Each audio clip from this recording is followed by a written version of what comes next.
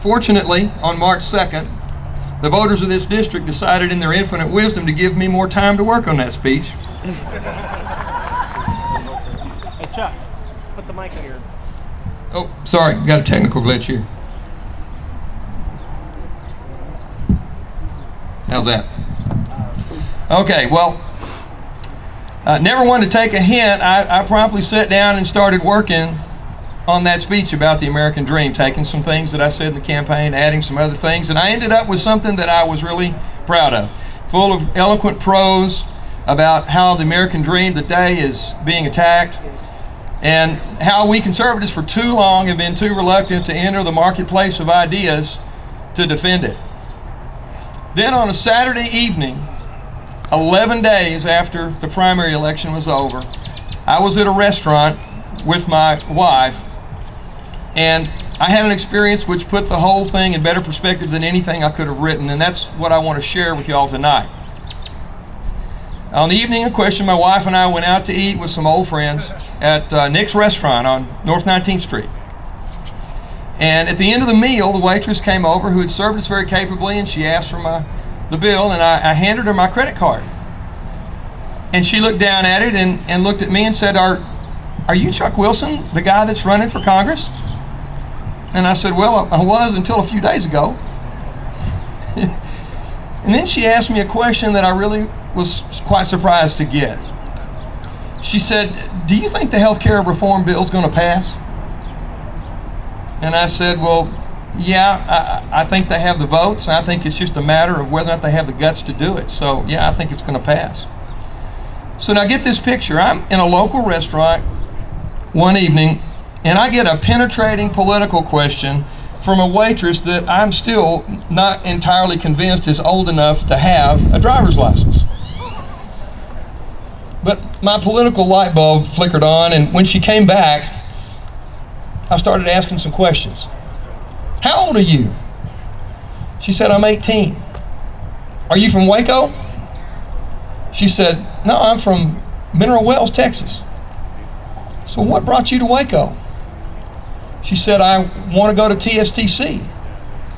And I said, well, how are your studies going? She said, well, I hadn't started yet. I'm working here as a waitress to save my money. And then she said, I can't believe they're going to do this. I don't want the government raising my taxes and telling me what to do. I just want to be free. I wrote that down on the back of the receipt, and I'm going to keep this for a little while to remind me what this election and every election is about. So there we have it, a plaintive cry for limited government from an 18-year-old waitress in Waco, Texas. She understands that our president and our Congress are getting in the way of her own American dream. Now today her American dream is to go to TSTC and learn a trade. Later on it'll be to get a good job, and after that it'll be probably to raise her own family. And it's a credit to her parents that she intends to do this all on her own. And it's a blight on this nation that the Obama administration is so convinced that it knows better about what is good for her that it intends to saddle her with mountains of debt to create opportunities for government programs to help her, rather than just getting out of the way and letting her do it for herself.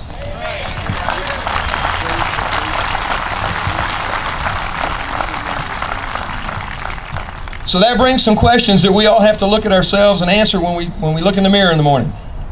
Do we believe in our capacity for limited government? Are we going to roll over and accept the notion that a liberal elite in Washington can plan our lives better for us than we can plan them for ourselves? Then don't be afraid to see what you see.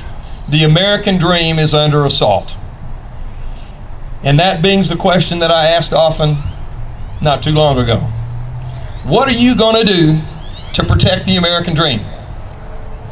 We have men and women all around this world in uniform defending our freedoms from foreign threats, while tyrants stalk the halls of Congress.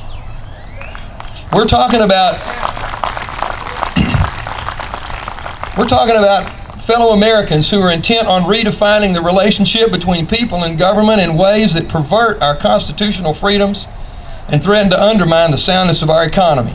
in ways that destroy the American dream. Now, I rode in a car as a kid across that suspension bridge right there. I never in my wildest dreams imagined I would be standing next to it one day, issuing a call for patriots to rise in defense of the American dream. My American dream did not involve having to face a foreign threat from within. But that's okay. Our nation was born in the face of tyranny.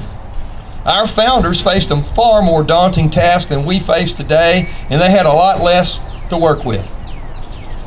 We've all heard the story about Minutemen who marched at night in a snowstorm on feet wrapped in rags, leaving a trail of blood on the road all the way back to the boats that carried them across a nearly frozen Delaware River, following George Washington, who led them to victory the next morning at Trenton.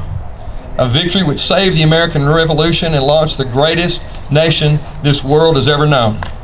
A victory which made possible the American dream.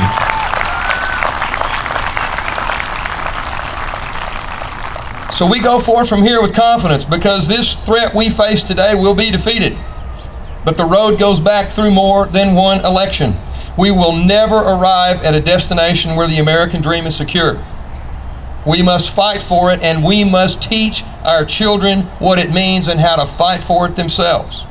We must stay on the path and stay vigilant, because it's a far easier path than the one the Minutemen walked to Trenton, or the ones that our sons and daughters walk today in Iraq and Afghanistan. And we owe it to our men and women in uniform, and to the men and women who are just out of high school working as a waitress in a restaurant, to protect their own pursuit of the American dream.